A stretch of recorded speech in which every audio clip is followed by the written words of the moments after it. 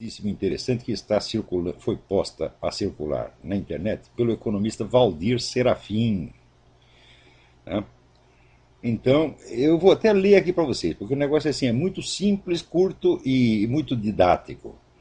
Ele diz o seguinte: você ouve falar em dívida externa e dívida interna em jornais e TV e não entende direito. Vou explicar a seguir. Dívida externa é uma dívida com os bancos Mundial, FMI e outras instituições no exterior em moeda externa. Dívida interna é uma dívida com bancos em reais. Então, quando Lula assumiu o Brasil em 2002, devíamos dívida externa 212 bilhões de reais. Dívida interna 640 bilhões de reais. Total da dívida 851 bilhões de reais. Em 2007, Lula disse que tinha pago a dívida externa. É verdade, só que ele não explicou que para pagar a dívida externa aumentou a dívida interna. Em 2007, no governo Lula, a situação era a seguinte: dívida externa 0 bilhões, dívida interna 1,400 trilhão, 1 trilhão e 400 bilhões.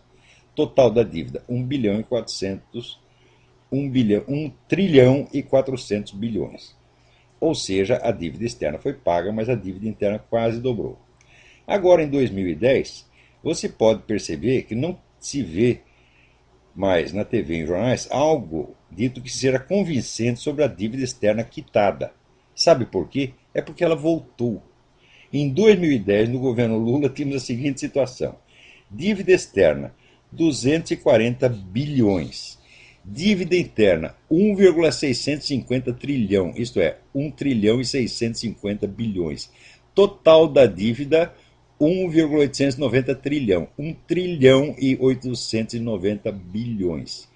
Ou seja, no governo Lula, a dívida do Brasil aumentou em 1 trilhão. 1 trilhão. Daí é que vem o dinheiro que o Lula está gastando no PAC, Bolsa Família, Bolsa Educação, Bolsa Faculdade, Bolsa Cultura, Bolsa para Presos, dentre outras bolsas, incluindo o mensalão, evidentemente, né? E de onde ele tirou 30 milhões de brasileiros da pobreza? Não é com dinheiro do crescimento, mas com dinheiro de endividamento. Compreenderam ou ainda acham que Lula é mágico? Né? Ou que o FHC deixou um caminhão de dólares para o Lula gastar? Quer mais detalhes sobre a dívida interna e externa no Brasil? Aqui ele dá um link, mas o link é enorme, tem 3 linhas. Então, você vai ter que procurar. Assim, o site é www.sonoticias, tudo junto, sonoticias.com.br. E lá você procura o nome do economista Valdir Serafim, ou o tópico dívida externa. É um negócio de cair de costas. Quer dizer, tudo isso foi absolutamente uma fraude. Lembra que 30 milhões de brasileiros foram retirados da pobreza, da linha da miséria, no tempo do regime militar, quando a população era 1/3 do tamanho que é agora. Então, 30 milhões de pessoas era um monte de gente na época. Eu acho que o Brasil na época tinha 70 milhões de habitantes, uma coisa assim. Quer dizer, que tirou metade, praticamente metade da população da linha da pobreza e botou todo mundo para trabalhar, inseriu as pessoas na economia. Passadas 4 décadas, o Lula faz a mesma coisa, só que não com dinheiro de crescimento, sim com dinheiro de endividamento. Ou seja, eu quero um criminoso, porra. Tudo nesse governo petista é tudo fraude, meu Deus do céu. Agora, essa putada empresarial fica tudo aí lambendo o saco do Lula. É uma vergonha, meu Deus do céu. Né? Esses liberais todos, né? Todo mundo assim, ansioso para apoiar, para puxar o saco. Eles dizem, não, nós temos que colaborar, é a União Nacional, etc. Ora.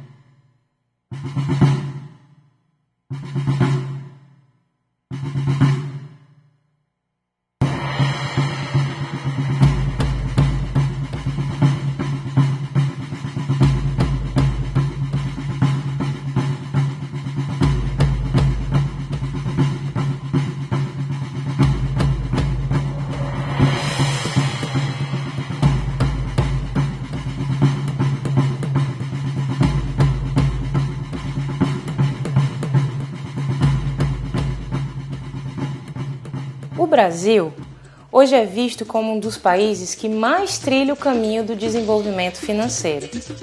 Com seu produto interno bruto estimado em mais de 4 trilhões de reais, ele é considerado já a 6ª maior economia do mundo. Ao mesmo tempo que o país é rico, ainda falta investimento em sua população, que ainda sofre as consequências da grave desigualdade social. Mas onde será que esse dinheiro é investido?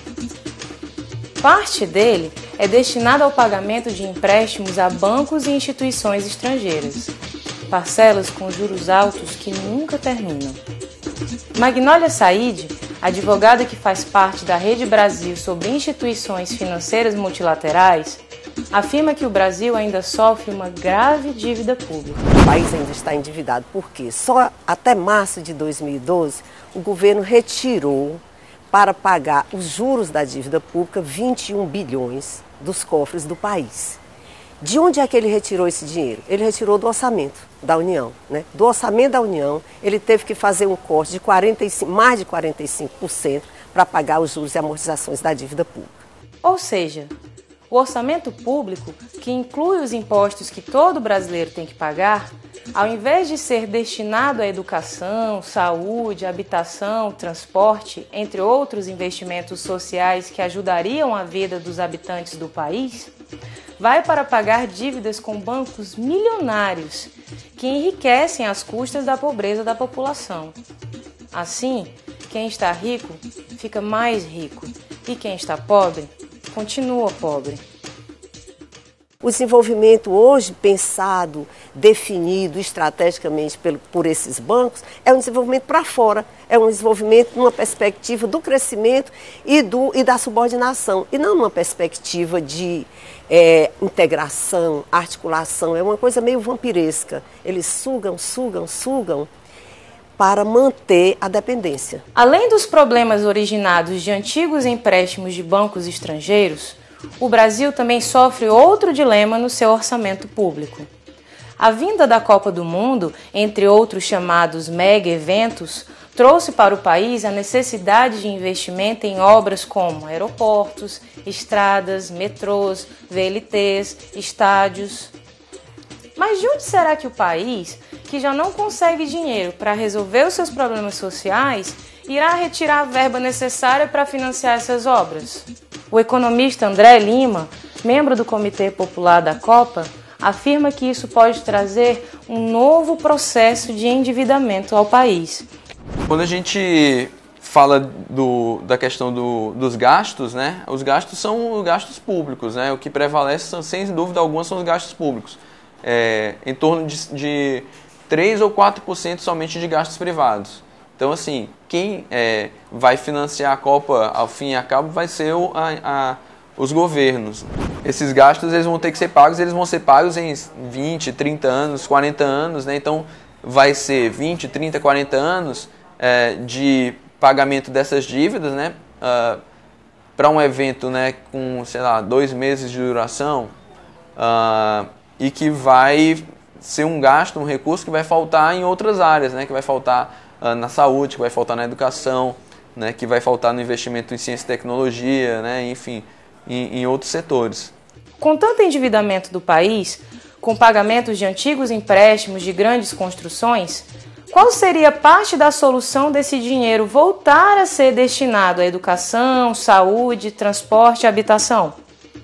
Sandra Quintela, socioeconomista e integrante da rede Jubileu Sul Américas, nos traz uma ideia do que pode ser parte de uma solução. Já foi feita auditoria nos anos 30 e nessa auditoria feita por Getúlio Vargas, cancelou mais de 40% da dívida, né? Naquele momento, isso que propiciou que o Brasil pudesse se industrializar e tal, deu um salto de qualidade de desenvolvimento brasileiro naquele período. No Equador, recentemente, também já foi realizada uma auditoria integral da dívida. Isso também facilitou com que agora, recentemente, 4 anos atrás, que o governo do Equador pudesse direcionar mais recursos para a saúde, educação, etc. Então nós não estamos falando de nada grande e inovador, não. Isso já aconteceu na nossa história, está previsto na Constituição. O Brasil vai continuar eternamente endividado? Não. Primeira coisa a fazer, auditoria da dívida. Muito simples. Com a auditoria da dívida, aí nós vamos ver quem deve a quem. A gente fala uma auditoria integral, não só composta por especialistas técnicos, mas também por membros da sociedade que possam fazer valer a voz daqueles que gritam já há muito tempo, reclamando a sua dívida histórica, social, ecológica e etc. Então, é uma ideia muito mais ampla do que uma auditoria contábil. E você, ainda quer pagar essa conta? Cansei de sofrer, cansei de ralar, de pagar pra ver o que a vida me dá. Minhas contas eu pago, mas sempre eu vi que tava devendo ao FMI.